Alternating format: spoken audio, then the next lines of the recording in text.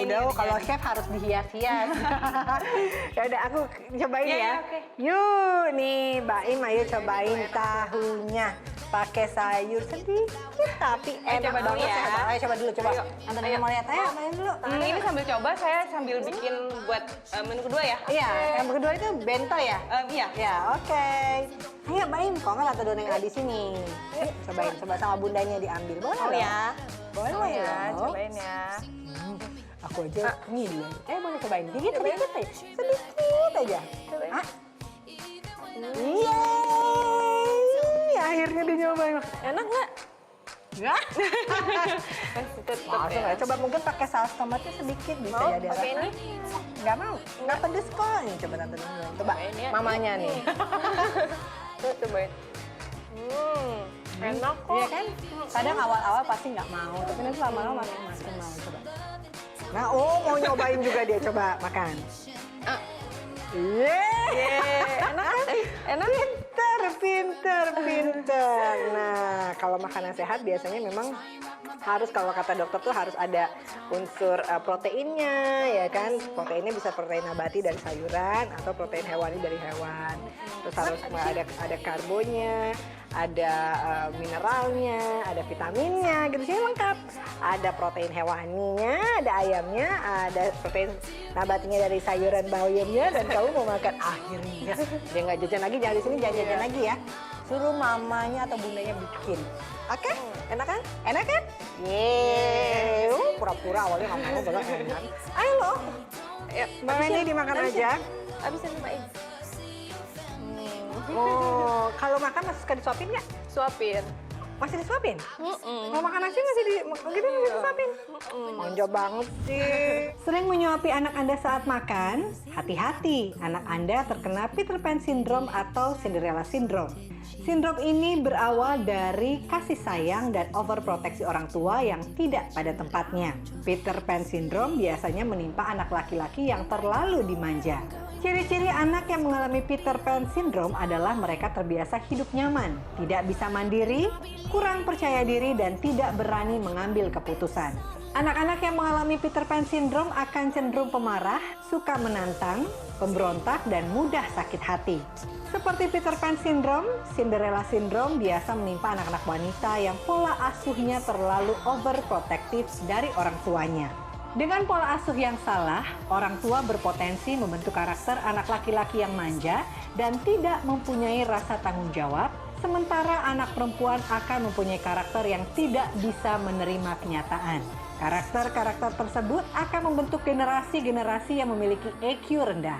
Dengan EQ yang rendah, anak-anak yang dididik dengan pola asuh yang salah akan tumbuh dewasa dan memiliki mental mudah putus asa atau mudah menyerah.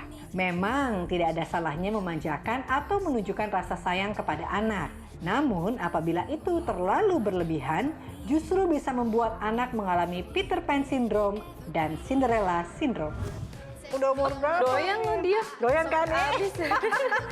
Bagus ya kan, tapi kalau misalnya itu memang anak-anak kalau di luar negeri, anak-anak itu dari mulai 6 bulan ketika mereka sudah bisa duduk, makan, bisa paling nggak megang sendok gitu kan, mereka proses belajar tuh tumbuh kembang juga kan, itu mereka makan sendiri di meja makan. Emang kadang kita kan jangan nanti berantakan, nah, akhirnya mau ngomong suapin terus gitu, atau kadang juga karena ini iya bunda lagi bikin lagi tantenya yang lain, nanti cobain lagi ya gitu. Atau karena biasanya daripada anak yang nggak makan, udah deh saya suapin aja gitu, itu jadi anak jadi nggak mandiri, kadang sampai gede nanti mesti disuapin terus sama mamanya. Makan sendiri ya Aim ya. Ya pinter kok Aim, tante Donanya sampai jadi nggak nyoba-nyoba ini.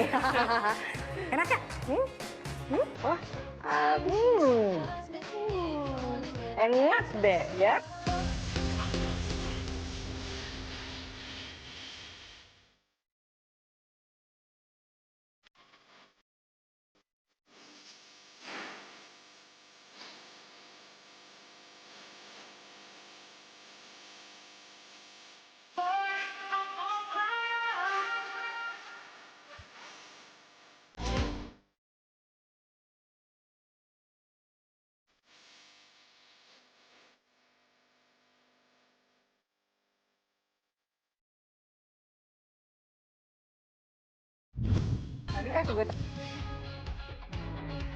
Wah, nggak jadi.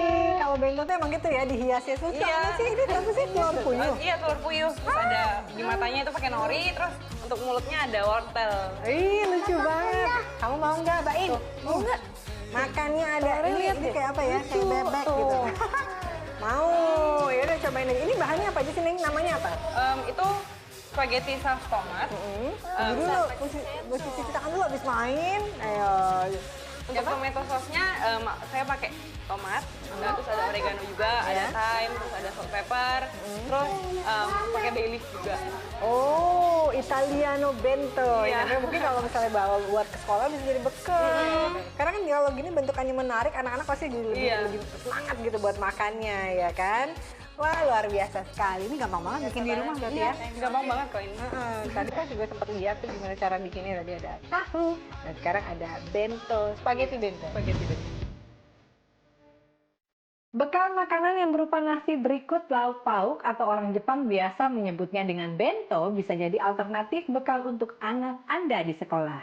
Makanan bento bisa mengalihkan anak Anda dari jajanan sekolah dan membuat anak Anda lebih menyukai bekal yang Anda buat sendiri di rumah. Kali ini Solusi Mama akan memberi tutorial sederhana cara membuat bento untuk bekal anak Anda di sekolah. Bahan-bahan yang diperlukan untuk membuat bento kali ini adalah nasi, sosis yang sudah digoreng, keju singles, tomat, dan rumput laut. Potong keju singles dengan ukuran yang diinginkan. Setelah itu, potong rumput laut dengan pola garis-garis. Susun rumput laut di atas keju singles dengan pola garis-garis seperti kertas note. Agar lebih menyerupai kertas note, lubangi sisi keju singles. Agar bentuk sosis lebih menarik, sempurnakan sosis yang berbentuk pensil dengan tambahan rumput laut di lingkaran penghapusnya, serta titik kecil di ujung runcingan pensilnya. Gunakan tusuk gigi dan selotip bercorak polkadot untuk membuat bendera yang nantinya akan ditusuk di tomat dan menjadi pemanis tomat tersebut. Susun nasi di sebagian sisi tempat makan. Setelah itu letakkan keju yang telah dibuat seperti kertas di atas nasi. Tata sosis dan tomat di sebelah nasi. Untuk menambah menarik bento yang Anda buat huruf dari rumput laut dan letakkan huruf tersebut di atas keju. Dan bekal bento yang lucu pun telah siap untuk dibawa anak Anda ke sekolah. Oke, Italiano bento. Baim, mau cobain? Nah, sendoknya mana nih buat makan? Sendok. Ayo cobain ya. Nih sendoknya Mau nih. telurnya atau mau spaghetti atau mau sayurnya? Mau apanya? Mau semuanya? Oh, mau Telurnya. cobain? Boleh. Ayo cobain dulu. Ayo. Coba dulu. Nanti kalau misalnya suka, mamanya tinggal bikin bundanya biar Ain nggak jajan lagi. Suka kan? Cobain. Berarti sebenarnya tuh anak tuh sebenarnya mau asal kita siapin sih gitu kan. Dan memang harus kadang awalnya nyoba dulu, mau apa rasanya ya kan. Coba, ini cobain enak. Jadi bundanya harus Oh, pakai cuci tangan dulu. Nggak apa-apa kan sama bunda. Oh, makan sendiri. Pinter ya udah nggak apa-apa. Ayo cuci tangan. Mbak Dona, Mbak Feni, sayanya pamitan dulu ya. Aduh, makasih banyak ya, Tere. Thank you so much. Jangan kapok main-main di Solusi Mama ya. Mbak ya. Makasih udah dimasakin, mudah-mudahan ini membuat Ain jadi nggak jajan lagi ya. Semoga makanannya bisa jadi favoritnya Mbak Im deh. Amin. Thank you ya. Ya, Thank you ya, cantik. Bye. Ayo Im, ayo makan dulu di sini. Cobain coba. Oh, di sini. Maunya duduknya di situ, boleh. Cobain aja, coba. oke? Nah, coba. Coba ayo, sendiri. pintar. Makan sendiri, betul. Suka? Enak aja. Enak? Yeay, akhirnya Ain mau coba. Udah makan tahu, udah makan spaghetti yang sehat langsung dimasakin tadi ya. Jadi buat Mbak Feni, buat Bunda Feni, tolong dimasakin anaknya ya, jangan dibiarin jajan terus ya kan. Nah, hari ini Solusi Mama udah mengajak Mbak Feni bersama Mbak Im. Tadi kita udah konsultasi sama ahli gizi, ya kan, makin ngerti lagi sama gizi anak dan juga semakin peduli lagi, pastinya harus lebih peduli lagi tentang makanan yang dikonsumsi sama Mbak Im, ya kan. Yang kedua tadi langsung datengin chefnya, ya kan, udah belajar langsung. Sebenarnya makanan kari itu mudah kan bikin. Iya, mudah ya ternyata. Doyan lagi dia. Dan pasti seneng kan, kita lihat anaknya makannya juga lahap, makannya ternyata suka. Jadi nggak perlu jajan-jajan lagi dan itu pasti akan lebih bisa berhemat.